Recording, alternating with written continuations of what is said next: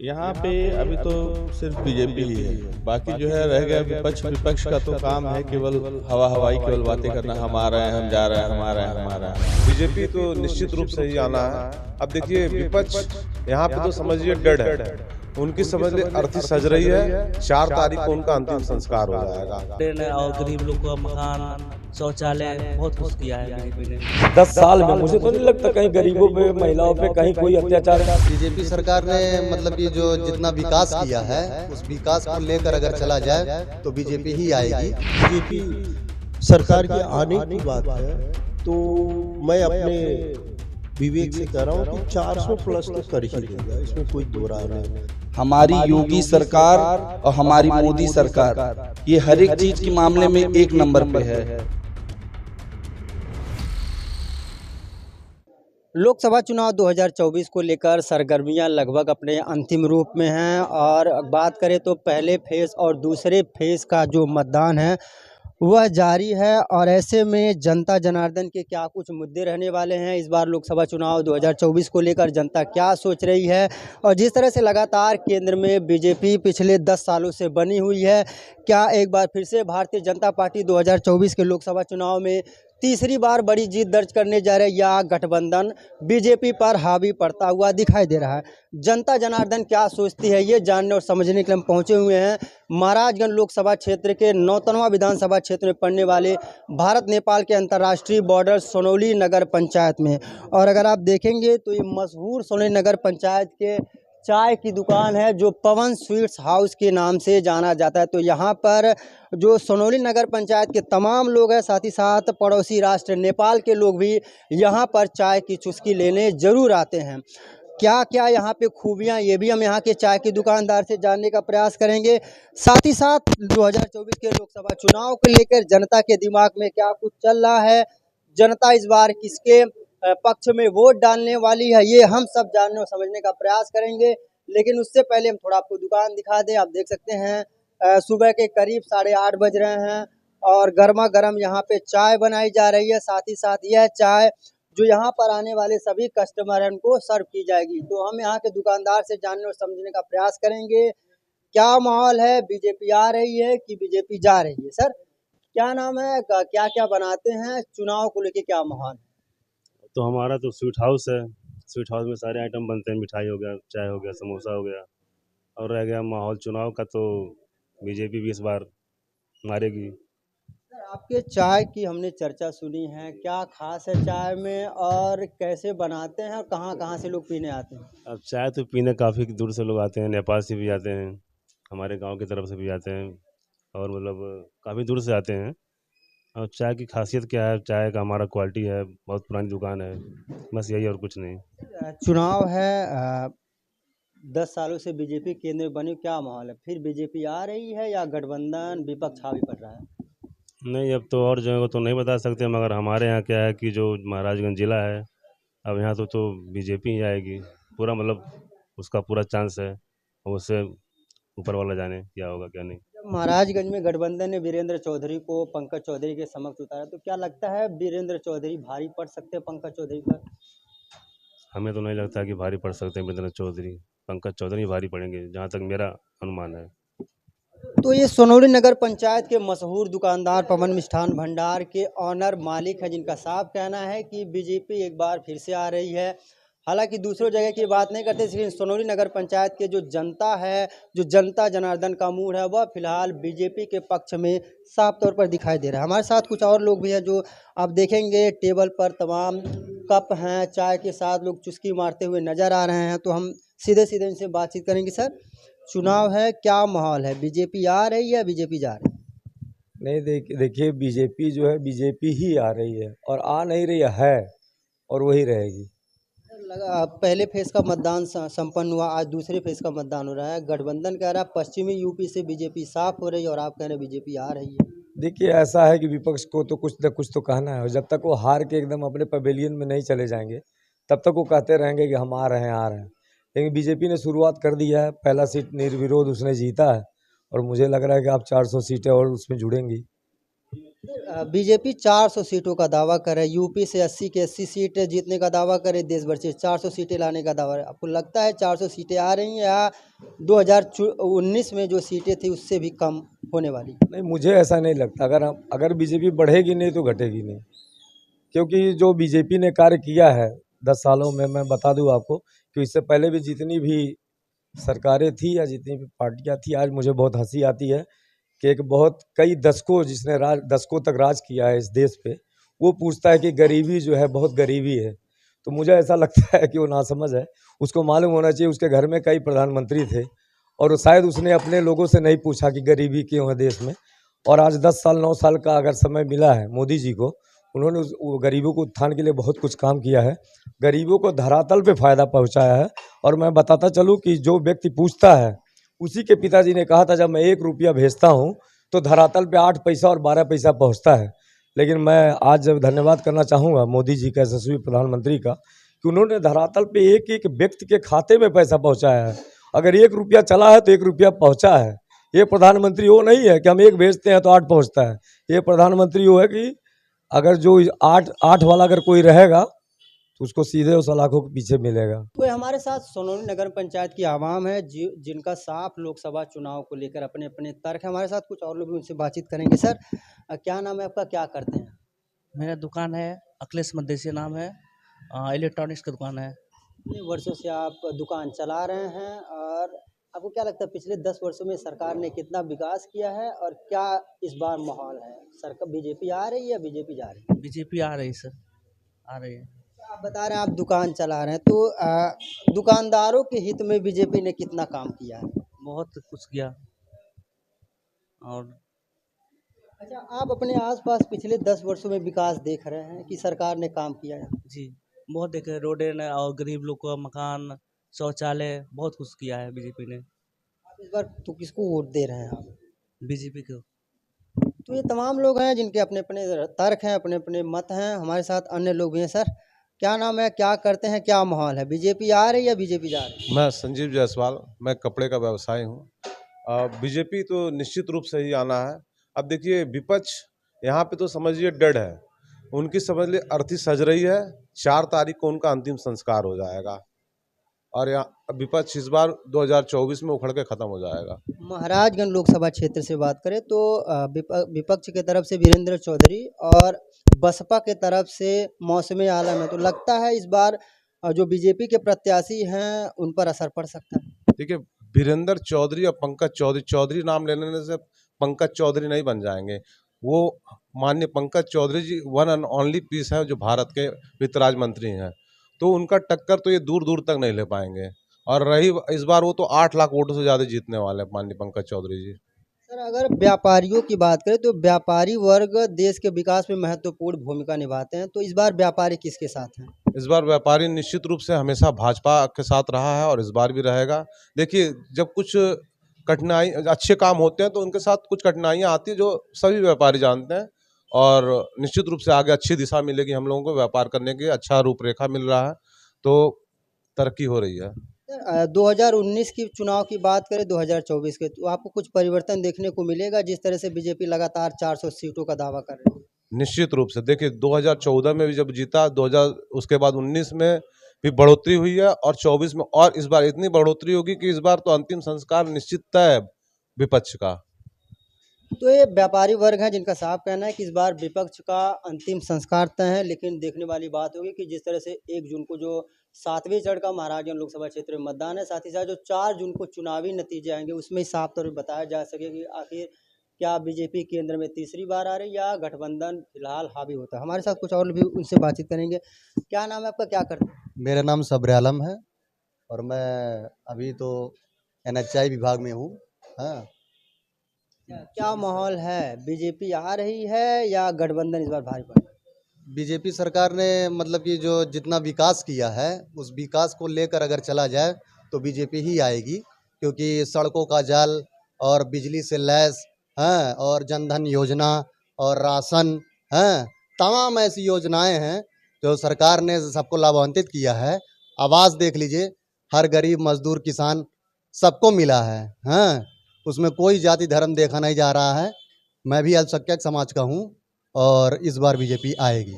लेकिन विपक्ष तो कह रहा है पिछले 10 वर्षों में जनता को भारतीय जनता पार्टी ने छलने का काम किया है, विकास के नाम पे, झूठे वादे के नाम पे, और आप विकास की बात कर रहे हैं। देखिए उनका काम है कहना, ठीक है। विपक्ष तो वैसे ही खत्म हो रही है। अगर विपक्ष में इतना दम होता तो अकेले क्यों नहीं लड़ते, क्यों इतना गठबंधन छोटे छोटे पार्टियों को जो है मिलाकर जो है लड़ रहे हैं। अगर जिसकी कुव्वत रहती है, जिसके दम रहता है, जिसके बाजुओं में दम रहता है, वो अकेला मैदान में खड़ा होता है। अब कहने का मतलब है गठबंधन इसलिए छोटे बड़े दलों को मिला के उसको कहीं ना कहीं डर है और वो डर जो है समाप्त है 2024 में। और प्रचंड जीत की हम लोग दीपा बाबा के नेतृत्व में वोट करने जा रहे हैं आदरणीय पंकज चौधरी जी को।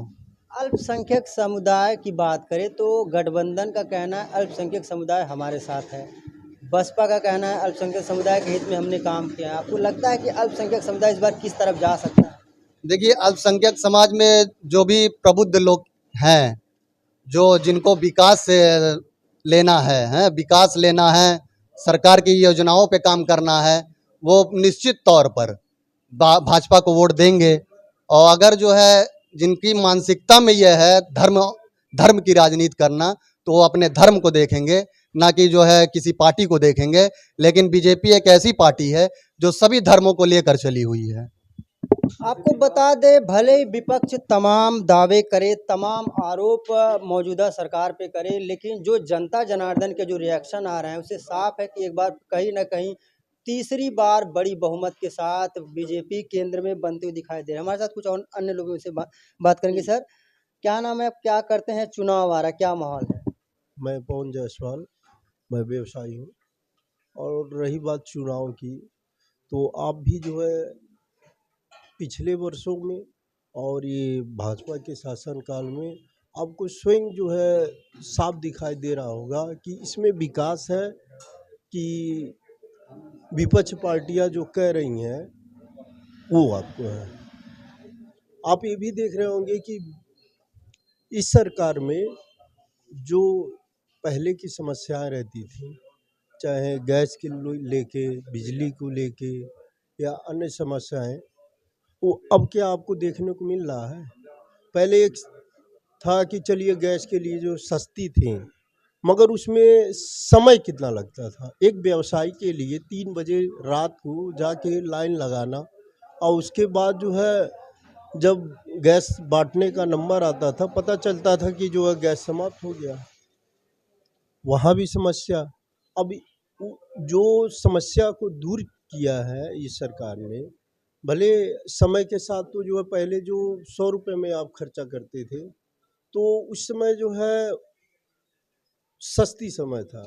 अब समय के साथ आबादी बढ़ा, हर चीज़ बढ़ा, तो उस हिसाब से जो है आज 100 रुपये उतना मूल्यांकन नहीं। तो समय के साथ सारी चीज़ें बढ़ी, रोड का विकास हुआ, चारों तरफ जब विकास होगा तो खर्च तो बढ़ेगा, या आबादी बढ़ेगी तो महंगाई तो कुछ बढ़ेगी। तो सारी चीज़ों को जो है इस सरकार ने धीरे धीरे एक कोई भी समस्या एक बैग जो है ख़त्म नहीं होती। अगर बात करें, आप लोग सीमावर्ती इलाके में रहते हैं, क्योंकि सिक्योरिटी का मामला है दोनों देशों का, सरकार ने सुरक्षा के दृष्टिगत चाहे यहाँ के आम लोगों की सुरक्षा की बात हो, चाहे बॉर्डर की सुरक्षा की बात, चाहे तमाम जो एजेंसियाँ यहाँ पे तैनात हैं उनको लेकर बात हो, तो कितना काम कर पाई है बॉर्डर सिक्योरिटी में, बॉर्डर पर रहने वाले लोगों की सिक्योरिटी में? सुरक्षा तो यहाँ समझिए पहले से बहुत ज़्यादा है। चारों तरफ आप स्वयं देख लीजिए, जितनी खुली सीमाएं हैं वहाँ हमारे एसएसबी है, और जो यहाँ की एजेंसियां हैं केंद्र की, वो भी चारों तरफ हैं। तो इस वजह से जो हमारी अंतर्राष्ट्रीय सुनौली बॉर्डर है, हाँ, तो यहाँ तो जो है सिक्योरिटी एक नंबर की है, इसमें कोई दो राय नहीं। और जहाँ तक बीजेपी सरकार के आने की बात है, तो मैं अपने विवेक से कह रहा हूँ कि 400 प्लस तो कर ही देगा, इसमें कोई दो राय नहीं। कारण कि इनकी जो नीतियाँ हैं वो 100% शुद्ध है। तो ये हमारे साथ तमाम जनता जनार्दन थी जिनके अपने अपने मत हैं। हमारे साथ कुछ और लोगों से बात करें। सर क्या नाम है आपका, कहाँ रहते हैं, क्या माहौल है चुनाव? मेरा नाम सनी कुमार गुप्ता है, मैं सुनौली से ही बिलोंग करता हूँ। यहाँ पे अभी तो सिर्फ बीजेपी ही है। बाकी जो है रह गया विपक्ष का तो काम है केवल हवा हवाई केवल बातें करना, हम आ रहे हैं, हम जा रहे हैं, हम आ रहे हैं, हम आ रहे हैं। उनके पास कुछ है ही नहीं, कुछ बचा ही नहीं, कोई मुद्दे नहीं है।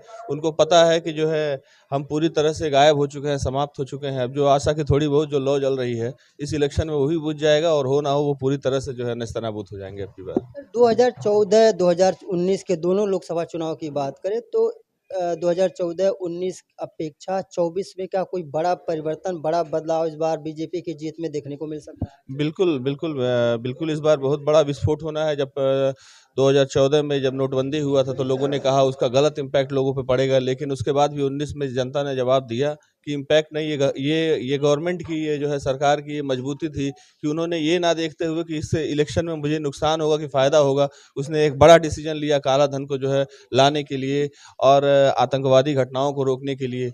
ऐसे ही जो है तमाम अभी ये जो 370 19 में आते ही उन्होंने 370 का एक बड़ा मुद्दा जो कि इलेक्शन का हर बार मुद्दा हुआ करता था उसको उन्होंने समाप्त किया, उसको समाप्त करके दिखाया।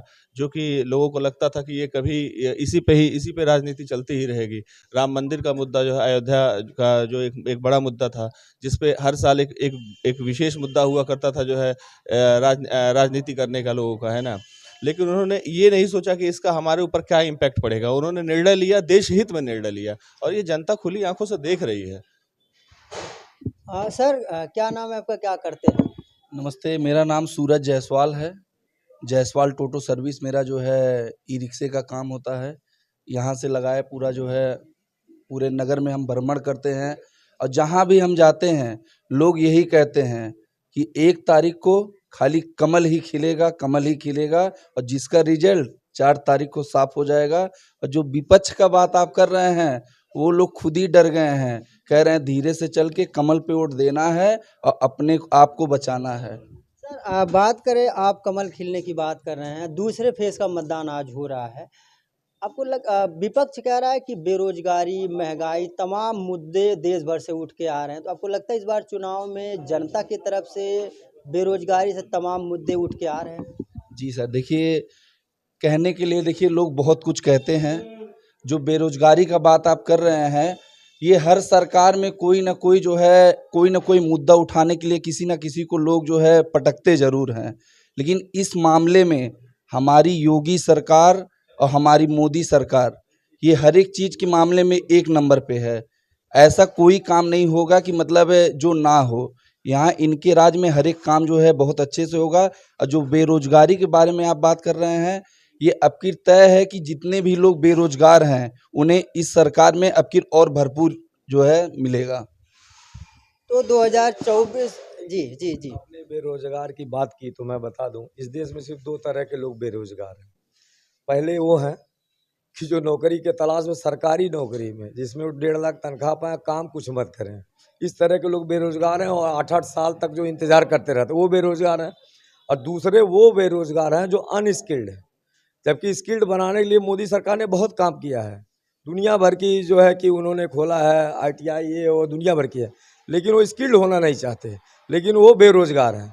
तो इस देश में 2 तरह के बेरोजगार हैं, वही बेरोजगारी की गाना गा रहे हैं। बाकी जो स्किल्ड हैं और जिन्हें नौकरी करनी है वो सब नौकरी कर रहे हैं, कहीं कोई बेरोजगार नहीं है। दूसरा चीज़, नोटबंदी की बात की है अभी आपने भाई साहब ने, तो मैं आपको बताता चलूँ नोटबंदी का जो आज नोटबंदी का योगदान है कि आज जो पाकिस्तान कटोरा हाथ में लिए घूम रहा है, आज नोटबंदी का असर है कि जो है श्रीलंका उस स्तर पे पहुंच गया था। आज नोटबंदी का असर है कि नेपाल में आज त्राही मची हुई है, हमारे पड़ोसी मुल्क में। वो सिर्फ नोटबंदी का था, क्योंकि जो डिसीजन भारतीय जनता पार्टी लेता है वो बहुत सख्त होकर लेता है और परिणामों की चिंता नहीं करता कि इससे हमको वोट मिलेगा नहीं मिलेगा, वो देश हित में लेता है। क्योंकि मोदी सरकार जब भी जो भी निर्णय लिया आपके सामने है। और आपने एक और क्वेश्चन पूछा, मैंने सुना कि जो है कि 14 में, अरे 19 में और 24 में क्या अंतर होगा, तो मैं आपको बताता चलूँ 19 और 24 में सिर्फ यही अंतर है कि विपक्ष के पास कुछ है नहीं कहने के लिए, और भारतीय जनता पार्टी जितने अपने विकास कार्यों से परिपूर्ण है। मैं आपको बता दूं, पूरा 14 से पहले जहाँ पे 7 एम्स थे आज 22 एम्स है। 14 से पहले जहाँ पे जो है 74 एयरपोर्ट थे आज 150 एयरपोर्ट है। 14 से पहले जहाँ पे मैं आपको बताता चलूँ कि 5 शहरों में मेट्रो ट्रेन थी, आज 20 शहरों में है। 14 से पहले एक भी वंदे भारत ट्रेन नहीं थी, आज 40 बंदे चल रहे, जीरो थी, आज 40 है। मैं आपको बताता चलूँ कि 20,000 इलेक्ट्रीफाइड रेलवे ट्रैक थे, 20,000 किलोमीटर, आज 100% संतृप्त हुआ है। दूसरी बात मैं आपको बताता चलूँ कि यहीं पे देख लीजिए कि 384 मेडिकल कॉलेजेस थे, जो आज 700 मेडिकल कॉलेजेस हैं। और आपको बताता चलूँ कि जहाँ पे एम्स में आपको बताया कि जहाँ 7 थे, आज 22 है। जहाँ पे 450 यूनिवर्सिटी थे, आज 1100 यूनिवर्सिटी हैं। और मैं आपको बताता चलूँ कि राशन सुविधाओं की अब जितनी योजनाएं, मैं आपको बता दूं, केंद्र से चलने वाली योजनाएं 740 योजनाएं जो केंद्र से चल रही हैं, संचालित हो रही हैं। और जो केंद्र और जो प्रदेश सरकार दोनों से जो योजनाएं हैं, 65 ऐसी योजनाएं हैं जिनके तहत दुनिया भर की योजना है, जो स्टार्टअप योजना, स्टैंड अप योजना, ये योजना, वो योजना, मतलब मैं बता दूं, मुझे तो शायद भाई इतनी योजनाएं हैं कि मैं आपको सिर्फ एक काउंट बताया कि 740 केंद्रीय योजनाएं हैं। तो मुझे लगता है आज के दिन में विपक्ष के पास कुछ है नहीं, सिर्फ बकवासबाजी है। धरातल में उन्होंने कभी जीवन में काम नहीं किया। जो व्यक्ति, मैंने आपसे कहा, जिसके घर में दुनिया भर के लोग हों, प्रधानमंत्री रह चुके हो, वो आज का भारत गरीब है। तो आज 60 साल 70 साल जब वो थे तो उनको सोचना चाहिए भारत गरीब क्यों है, क्योंकि उन्होंने पहले किया। 10 साल तो भारत सुधरा है। अच्छा, विकास की बातें मैं आपको कर रहा हूँ, लोग कह रहे हैं कि एयरपोर्ट बिक रहा है। अरे बिक रहा है तो 74 से 150 कैसे हो गया? आप बताइए। यहीं पे NH जो इसका नेशनल हाईवे है, जो 96,000 किलोमीटर जो नेशनल हाईवे बना था 2014 में, आज जो है वो 1,50,000 किलोमीटर बन चुका है। जो 3,20,000 किलोमीटर जो अपना बना हुआ था, क्या ग्रामीण सड़कों को जोड़ा गया था, उसमें 3 लाख, इस समय वो 700, मतलब 3,75,000 जो 1000 किलोमीटर पुनः जोड़ा गया भारतीय जनता पार्टी सरकार में। तो हमें तो ऐसा लगता है भाई 70 के सापेक्ष जो 10 साल बहुत भारी है, मुझे ऐसा लगता है। तो भाई साहब, विपक्ष कितने भी दावे करे कितने चुनाव को लेकर, लेकिन जो जनता जनार्दन के जो जमीनी स्तर पे मूड है वह फिलहाल बीजेपी के ही पक्ष में है। हमारे साथ एक युवा है जिनसे हम बातचीत करेंगे। ये बताइए, क्या नाम है आपका, क्या करते हैं, क्या माहौल है? मेरा विजय कुमार पासवान है, मैं सुकरौली गांव से मैं रहता हूं। फिलहाल देखिए, जितने लोग ये सब परेशान है ना विपक्षी वाले की बीजेपी नहीं जीतेगी, बीजेपी नहीं जीतेगी, ऐसा कुछ नहीं है। ये सब बड़े लोग सिर्फ घोटाला करके बैठे हैं, सोचते हैं कि बीजेपी जब तक रहेगी तब तक हम लोग का चलेगा नहीं, इसीलिए ये लोग परेशान हैं। और उसके बाद गठबंधन करके ये लोग सोचते हैं कि हम जीत जाएंगे तो बहुत कुछ कमा लेंगे, ये इसी के लिए ये लोग हल्ला करते हैं। लेकिन ऐसा कुछ नहीं है। मैं बहुत इधर उधर घूमता रहता हूं और देखता हूं, गांव में अक्सर करके जाता हूं, लेकिन गांव का एक एक बच्चा छोटे से लेके बड़े तक यही कहते हैं कि अब की बार तो बीजेपी ही आएगी, उसके बाद 400 प्लस जाएगी, इससे कम वोट नहीं मिलने वाला, 400 तो प्लस जाएगी।